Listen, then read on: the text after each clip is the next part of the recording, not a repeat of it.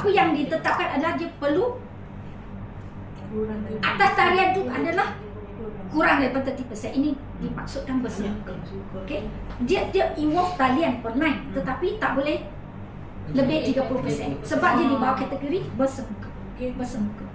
Imersif sebenarnya maksud dia pelajar betul-betul dia kan dia involve dengan sepenuhnya. Maksud dia imersif. So imersif boleh dalam bentuk online ke, dengan dengan guna teknologi ke, ataupun bersemuka. So ini dia lebih fokus pada bersemuka, dengan bantuan sikit-sikit juga teknologi kita. So lihatlah macam mana your inovasi, your metodologi.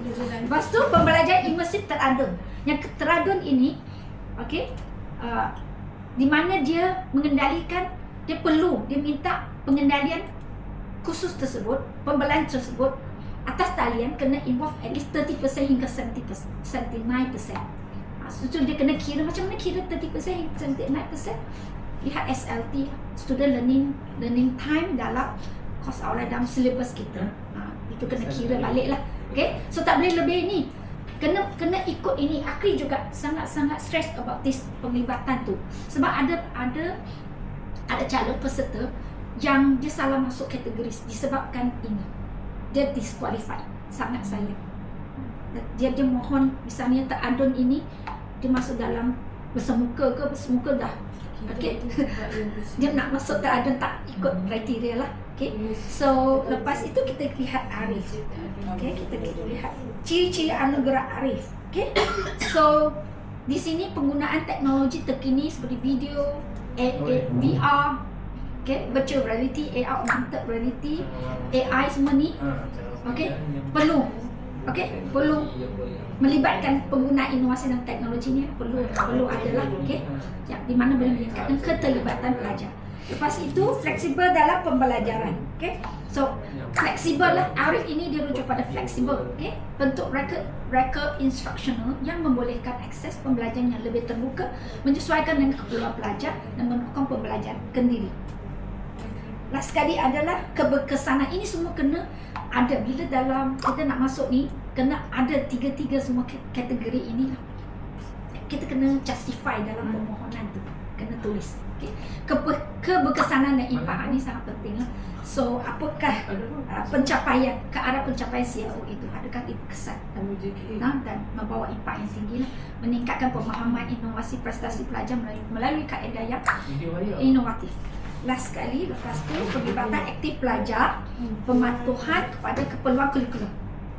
So reka bentuk yang sejajar dengan objektif pembelajaran CLO, pembelajaran piawai akademik. Lepas itu cadangan proses reka bentuk dan pembangunan arif adalah ini penting. Ini saya dah study dengan Akri. Di sini last je lah, sampai sini last, sikit je. Garis panduan ni sikit saja, tak banyak.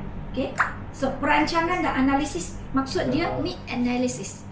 Begitu juga Akri juga ada bahagian ini. Kena pasti keperluan ini kena justify, kena tulis, kena lapor masa kita mohon dalam e-book kita.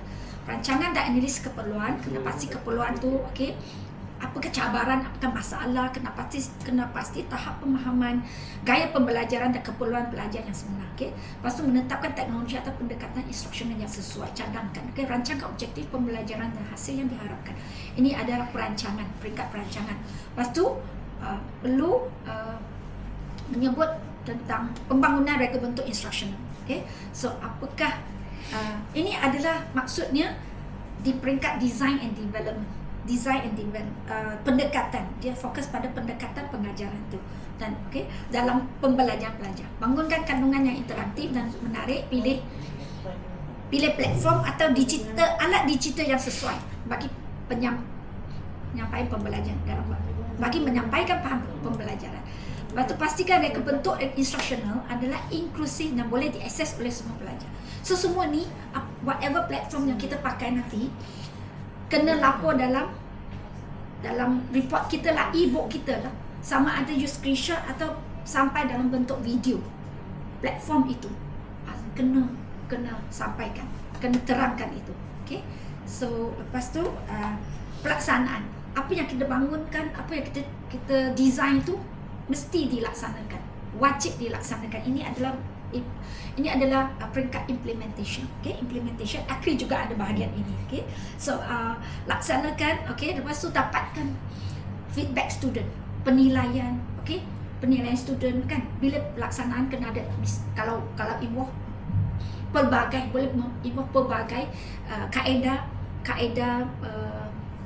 kita dapatkan data itu, pemerhatian, interview, student refleksi, okay, refleksi ataupun testimonial, dia cakap apa-apalah ataupun dalam bentuk journal apa kan.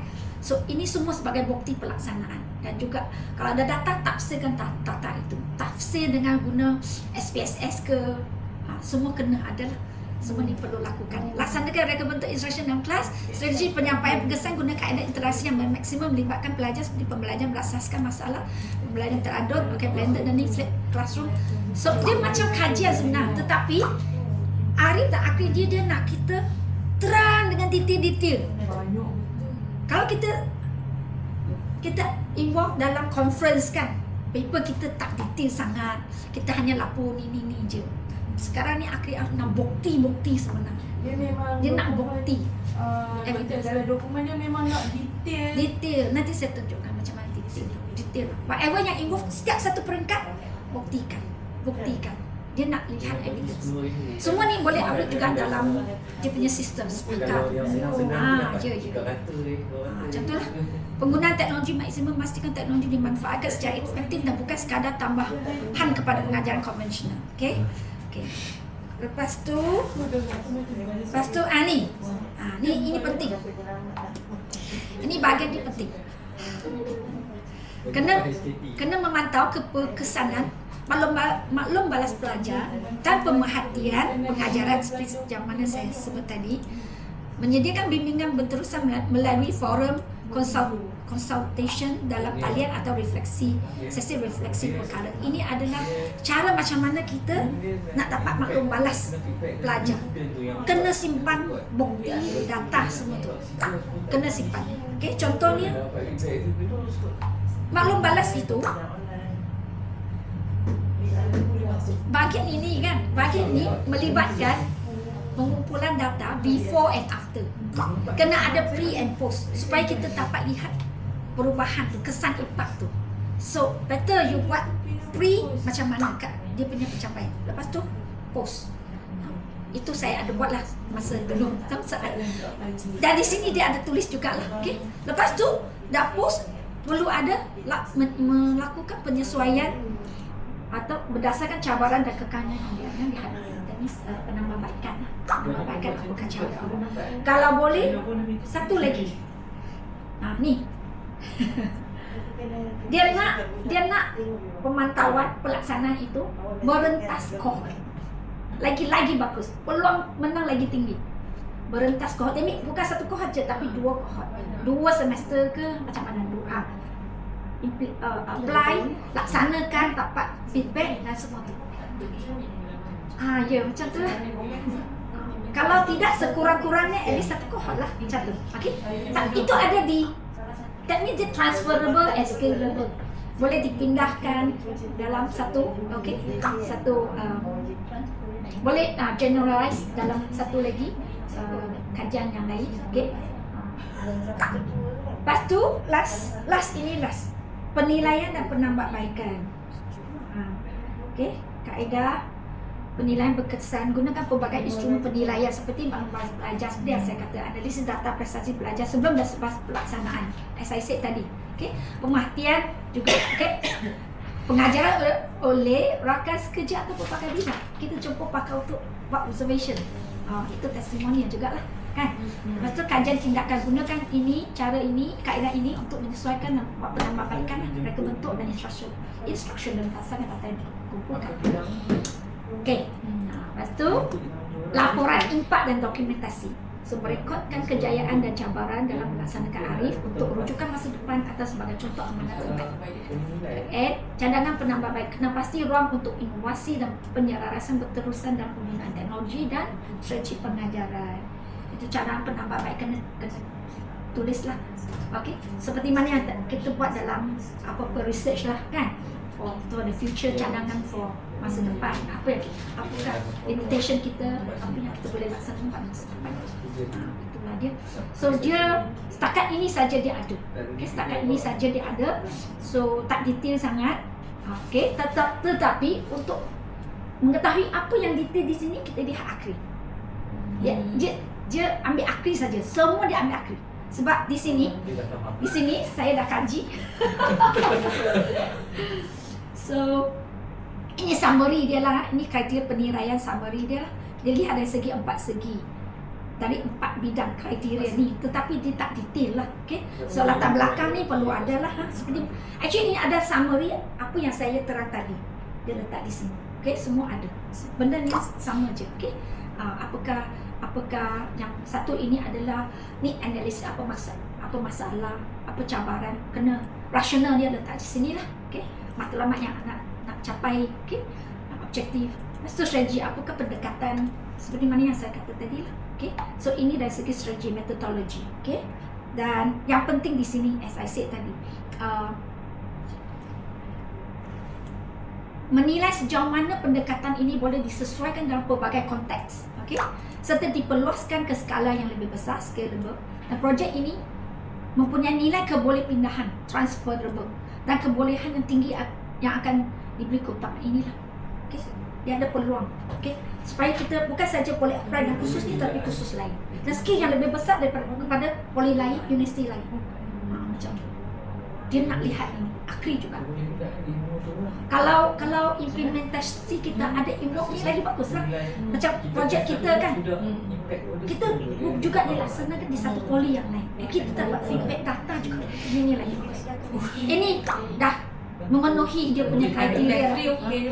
Akri memang akri. Dia ambil dari akri juga. Akri memang menegaskan ini. Kalau tak ada, hanya peluang tipis lah. Sebab orang lain dia akan buat sama. Banyak universiti private sangat hebat lah. Taylor banyak kemenangan setiap tahun. So kita ni persaingan. Lepas tu pelibatan pelajar, as I said, mesti involve pelajar. Pembelajaran imersif ini tak kira bersemuka ataupun teradut. Dia fokus kepada pengalaman pembelajaran pelajar.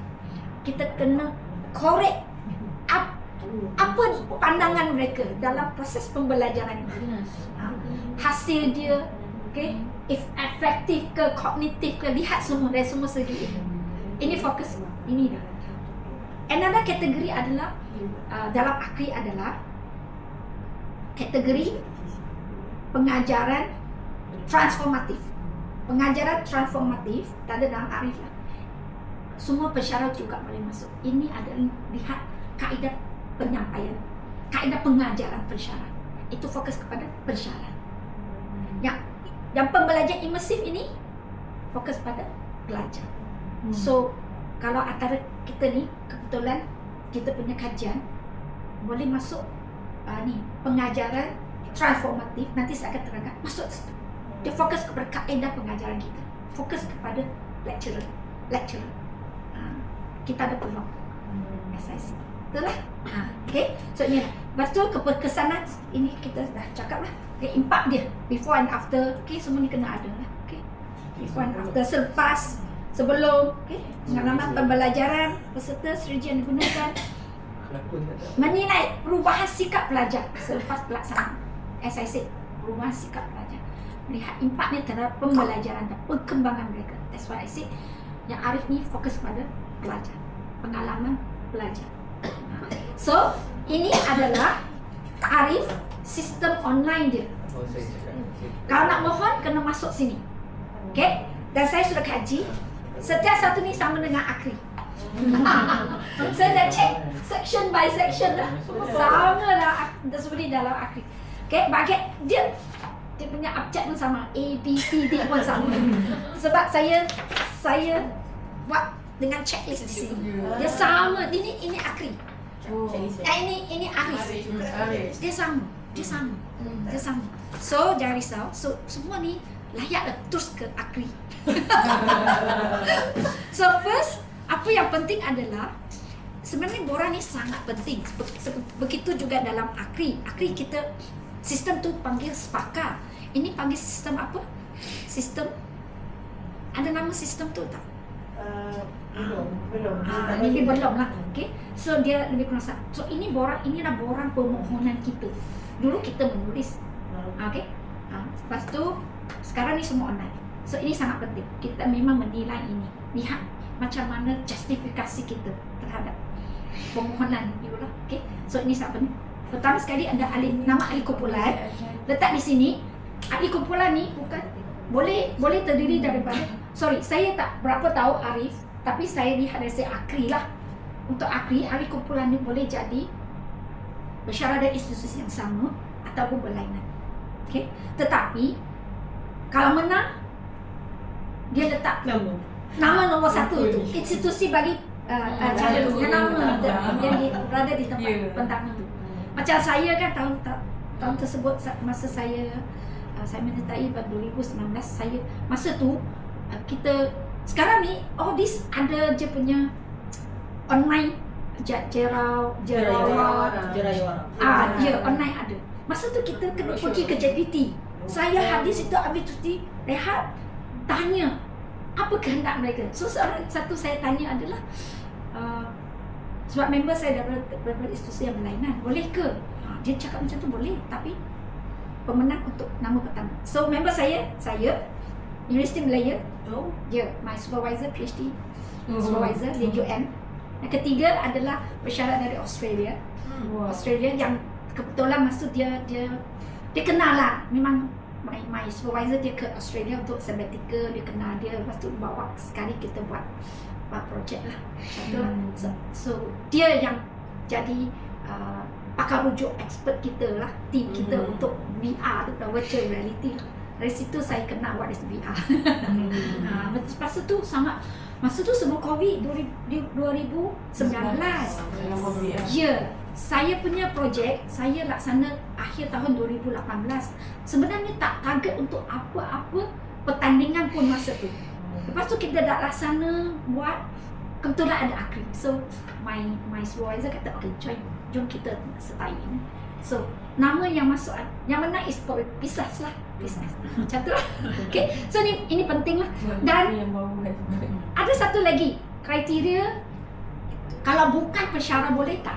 Misal kata dia adalah instructional designer, kan? Maybe dia ada private company ke apa kan? Dia pakar dalam apa-apa software ke, boleh juga masuk dia. Boleh. Kena tulis peranan dia. Role as what? Instruction designer ke apa? Role dia sebagai boleh daripada luar. Luar boleh. Private boleh. So ini kolaborasi juga. Okay? Lepas tu maklumat projek Arif ni penting. Tajuk, khusus, terlibat, jumlah. SLT ni sangat penting. Okay? Lepas tu peratusan SLT bersebuka berapa, peratusan SLT maya berapa, kena tulis dengan betul. Kalau tidak, disqualified. Okay? Kena kira betul-betul. Okay? Lepas tu hasil pembelajaran khusus ni satu. Ni CLO ni hanya satu CLO saja dia minta. Kena take note lah, jangan risau. Nak capai khusus ni ada 3, kita kena capai 3 no. Pilih satu CLO saja untuk capai. Kedua-dua Akri dan Arif pun macam itu. Dia satu CLO saja. Okay? Ya, nyatakan SDG. SDG adalah SDG Sustainable Development Goal, semua tahu kan? Mana satu? SDG ada 17. Yang daripada United Nations tu ada 17 SDG. Tahu kan? Tahu kan? Di bawah pendidikan kita lihat nak capai mana satu bidang Sustainable Development Goal yang disasarkan. Okay, lepas tu ni dia. Okay, sinopsis projek Arif. Okay. Dia yang semua bahagian ini sangat penting dari segi ini. Patah kata satu pun tak boleh lebih. Dia dah set dalam sistem dia. Dia lebih satu dia dah stop sana, tak boleh sambung lah. Akri juga sama. Ya. So setiap satu bahagian ni bila isi kena hati-hati, kena sangat padat, ringkas, tepat. Macam tu lah. Sebab dia nak adil. Ada orang tu dia panjang-panjang, betul tak? Ada orang dia tak tahu dia nak berapa panjang, dia tulis sikit-sikit. So inilah di sinopsis projek. Lepas tu latar belakang, terangkan faktor yang mendorong kepada pelaksanaan projek. Inilah dia bahagian T. T ada di sini, sorry. Nanti saya akan share ni lah. Kalau nak, saya akan share all the dokumen yang saya ada. Okay, masuk dalam group. Okay, so D ini di sini rasional dan akhir rasional. Ini juga rasional, faktor, betul tak? Faktor mendorong kepada pelaksanaan. Lepas tu terangkan objektif ini D, ini D. Okay, ini D. Lepas tu E adalah strategi. E adalah dia ada dan di sini kan, sini hanya borang permohonan. Di bawah E start satu kategori ni, di bawah akhir dia ada E1, E2, E3, E4, E5. Dia ada lagi benda yang lagi halus dia nak minta, kena masuk dalam sepakat sistem itu. Lagi detail. Okay? Tapi keseluruhan E ni rujuk kepada pendekatan. Okay? So nanti saya terangkan apakah bawah benda yang detail itu. Saya ada. Okay? So di sini, SIC tadi itu ada sini itu. Itu ada. Ya, E4 ya betul. Ini sangat penting. Cuba tengok E1 terangkan kaedah pembelajaran yang digunakan. Okay? E2 terangkan elemen kreatif dan inovatif yang digunakan dalam projek ini. Kreatif maksudnya menghasilkan sesuatu yang baru. Inovatif ni menambah baik sesuatu yang sedia ada. Kena pandai menulis dah ni. Okay? E3 bawa E juga pendekatan. Okay? Terangkan bagaimana projek ini dilaksanakan dengan kaedah yang sistematik bagi meningkatkan keberkesanan pembelajaran pelajar. You see? Kaedah yang sistematik. Bagaimana dia dilaksanakan? Okay? Dengan kaedah yang kita pakai itu untuk meningkatkan pembelajaran. So sistematik maksud dia tersusun, teratur dan terurus. Okay? Lepas tu E terangkan potensi pendekatan ini untuk diimplementasikan dalam bidang atau situasi yang berbeza. Okay? Seperti yang saya kata, transferable, scalable, semua itulah. Okay? Jelaskan potensi pendekatan ini untuk diperluaskan atau dilaksanakan skil yang lebih besar. Seperti yang saya cakap tadi. Okay? Semua ni ada berapa pasal pendekatan. Ni penting lah. So ini kita akan baca memang. Kita penilai memang baca ini. Okay? Terangkan. So dia sangat detail. Bukan macam kita punya research kan, kita masuk conference, we just lapor apa yang kita ada. Sini dia tak tetapkan. Saya nak apa, you kena tunjuk saya apa. Macam tu lah. Kan? So tak? Conference kita, we just report whatever. Betul tak? Kalau sometimes kita award bahagian-bahagian kan tertentu kan. So F itu adalah keterlibatan pelajar. Ni SIC. Pembelajaran mesin ini memang melibatkan pengalaman pelajar. Okay? Terangkan aktiviti pembelajaran yang dirancangkan. Okay? Apakah aktiviti yang memastikan pengalaman pembelajaran yang bermakna dan lestari bagi pelajar dalam mencapai CRO. Okay? Hasil pembelajaran kursus aktiviti. Okay? F2. F ini semua adalah penglibatan. Penglibatan pelajar tu banyak. Okay? Banyak kena terangkan. F2 terang bagaimana pelajar dapat menghayati dan mengekalkan pemahaman terhadap kandungan dalam mencapai hasil pembelajaran khusus yang dipilih. Okay? So testimoni pelajar, dia punya feedback, dia punya, okay? Kena interview dia lah. Ya, macam mana. Okay? Sama ada bertulis ke, cakap ke, whatever ke, feedback ke, whatever platform boleh pakai. LMS, SIC, doktor tadi kata LMS ke apa. Kalau nak pakai LMS boleh. Betul? Okay, terangkan F3, terangkan bagaimana pelibatan aktif pelajar dapat dikekalkan secara berterusan dan mencapai CRO yang terpilih. Okay? Macam mana dia boleh kekal secara berterusan. So ini sangat penting kan ni. Ini sangat penting. Bahagian ni dia kata mesti wajib sertakan bukti dalam bentuk e-book, contohnya refleksi pelajar SIC tadi, jurnal pembelajaran, buku log atau temu bual atau kaji selidik atau testimoni dan sebagainya. Ataupun semua je. Apa tu? Ataupun semua. Atau mana yang awak ada? Ya, either, yes. Sebab masa saya penyataan saya ada masuk. Ada. Betul guna yang mana?